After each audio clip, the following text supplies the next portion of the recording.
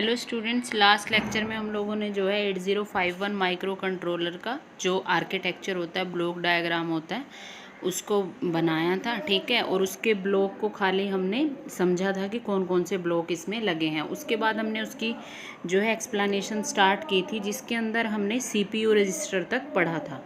ठीक है, जिसके अंदर सीपीयू रजिस्टर 2 टाइप्स होते हैं, ए रजिस्टर एंड बी रजिस्टर। उनके बारे में मैंने आप लोगों को बता दिया था।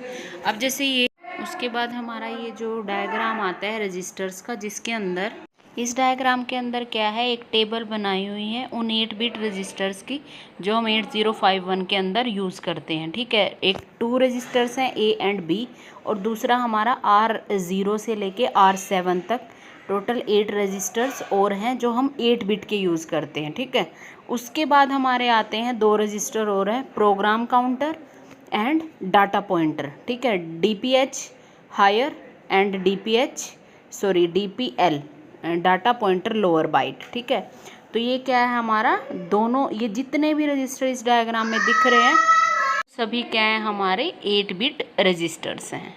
ठीक है, नेक्स्ट स्लाइड्स के अंदर हमारा आता है प्रोग्राम स्टेटस वर्ड। ठीक है, इसको हम एक्सप्लेन करेंगे कि इसके अंदर जो 8 बिट रहता है वो कैसे रहता है, 0 से लेके 7 तक। ठीक है, इसी तरीके से हम नंबरिंग करते हैं PSW 0 से लेके PSW 7 तक। PSW क्या है, प्रोग्राम स्टेटस वर्ड। ठीक है, तो सबसे फर्स्ट जो 0 के ऊपर है हमारा वो है पैरिटी फ्लैग। वो डायग्राम में आप लोगों को दिख भी रहा है, पैरिटी फ्लैग सिलेक्ट करता है पैरिटी इवन और ओड की। ठीक है, उसके बाद है यूज़र डिफाइंड बिट।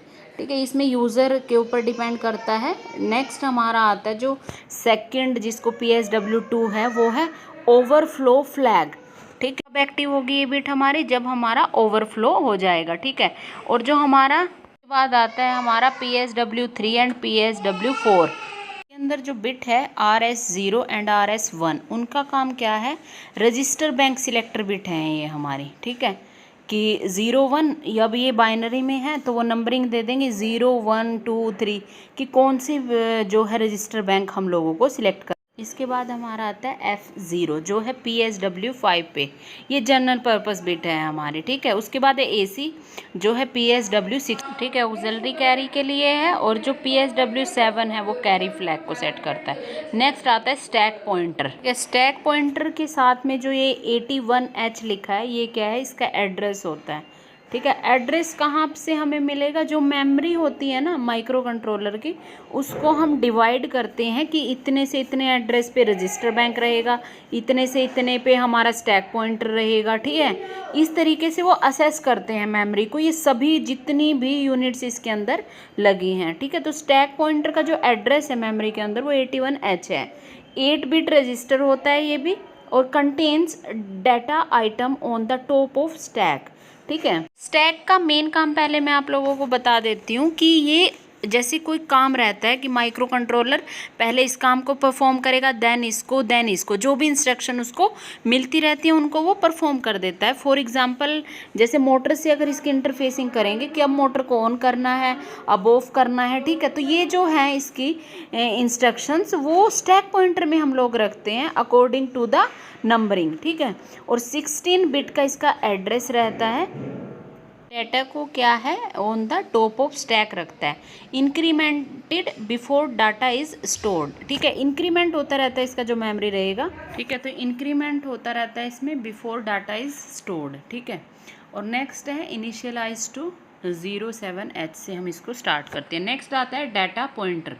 ठीक है, हमारा क्या है, डाटा पॉइंटर हमारा क्या है, एक टाइप ऑफ रजिस्टर होता है। ठीक है, इसके अंदर क्या है, कंसिस्ट ऑफ 2 8 बिट रजिस्टर। ठीक है, दो 2 रहेंगे इसके अंदर रजिस्टर 8 बिट के, एक है हाई बाइट और एक है लो बाइट।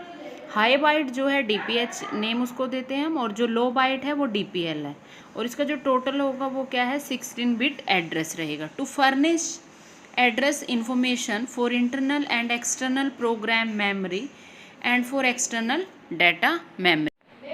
ये क्या काम करता है, मेन इसका जो पर्पस है डाटा पॉइंटर का वो है कि जो हमारी एड्रेस इंफॉर्मेशन रहती है, एड्रेस क्या है, जो एड्रेस होता है मेमोरी का वो असेस करते हैं। ठीक है, तो वो इन्फॉर्मेशन इसके पास रहती है किसके लिए, external program memory and for external data memory. ठीक है, प्रोग्राम एंड डाटा मेमोरी के लिए, दोनों के लिए एड्रेस इंफॉर्मेशन कंटेन करेगा डाटा पॉइंटर। ठीक है, और इसके अंदर 2 8 बिट के रजिस्टर्स रहते हैं। ठीक है, नेक्स्ट आता है हमारा प्रोग्राम काउंटर, जो क्या है एक 16 बिट रजिस्टर है।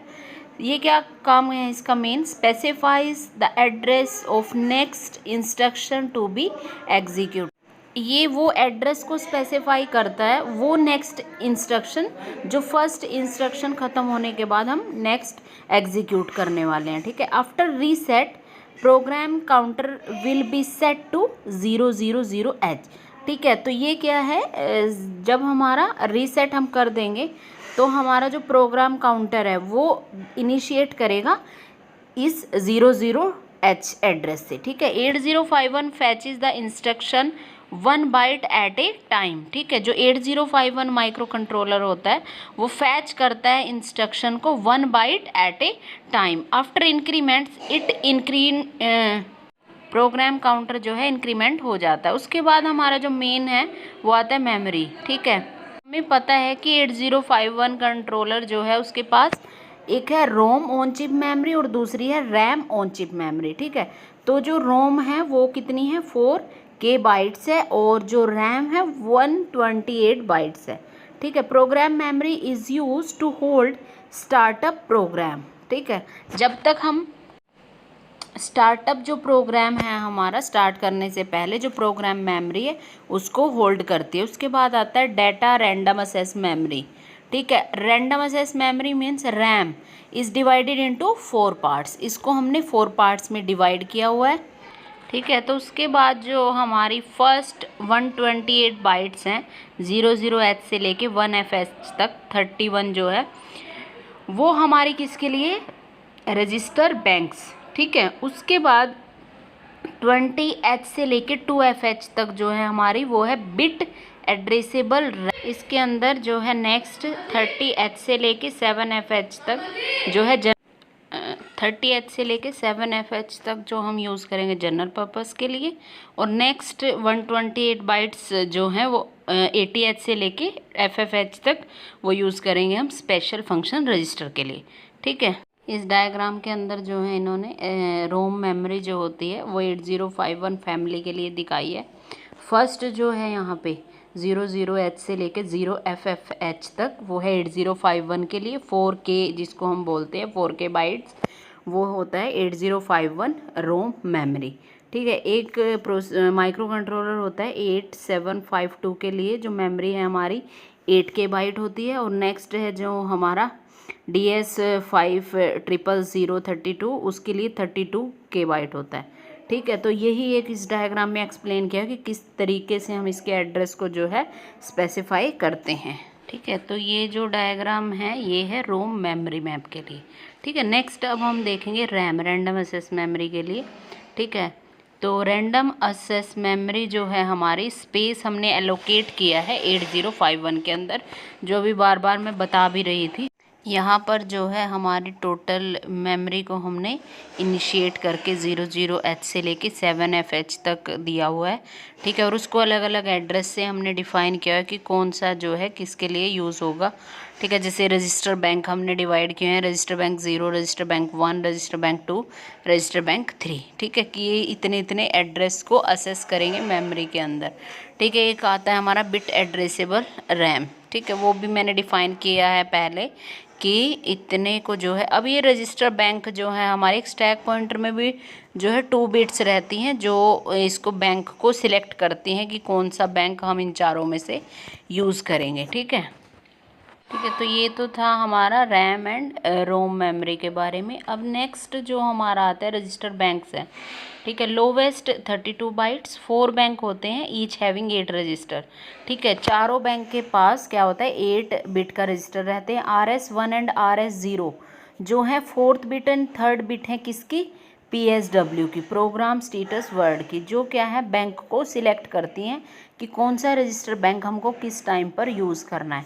ईच बैंक कंटेन्स R0 से लेके R7 तक, क्योंकि ये 8 बिट रजिस्टर हैं ठीक है। तो एग्जाम्पल इन्होंने लिया है यहाँ पे एग्जाम्पल कि ऐड करना है हमने किस में, एक्यूमुलेटर जो ए होता है, A register comma R2, add the value contained in R2 to the जब हम इंस्ट्रक्शन को इस तरीके से लिखते हैं A coma R2 means R2 से जाएगा A में, ठीक है।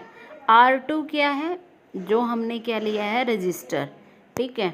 इससे जो है वैल्यू R2 के अंदर है, जो हमने एक्यूमुलेटर में जो भी डाटा पड़ा है वहाँ पर ऐड करनी है उसके साथ, ठीक है। और रिजल्ट जो है स्टोर करेंगे एक्यूमुलेटर के अंदर ही।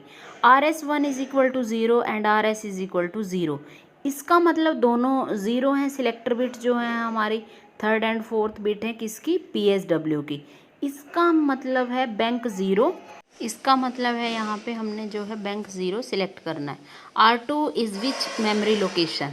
अब लास्ट लाइन है R2 is which memory location, ठीक है। मेमोरी लोकेशन R2 की है 0 to H, ठीक है। नेक्स्ट ये डायग्राम दिया हुआ है जो है स्पेशल फंक्शन रजिस्टर्स हैं इसके अंदर। जनरल पर्पस रजिस्टर आता है, बिट एड्रेसेबल स्पेस है, बैंक है, इन सभी को एड्रेस में डिवाइड किया हुआ है। नेक्स्ट है PSW बिट्स बैंक सिलेक्शन, ठीक है। वही जिसकी मैं बात कर रही थी, दोनों बिट अगर 0 0 है तो बैंक 0 सिलेक्ट करेंगे, जैसे 1 1 है तो 3 सिलेक्ट करेंगे। कि आज का टॉपिक हम यहीं पर ख़त्म करते हैं। जो हमारा कंप्लीट आर्किटेक्चर का क्या है, मैंने हर एक यूनिट के अकॉर्डिंग आप लोगों को बता दिया है, ठीक है। और मैंने इसके नोट्स भी पहले आप लोगों को भेजे हुए हैं, वहाँ से आप डिटेल में इसको पढ़ सकते हो। आज के लिए इतना ही, थैंक यू।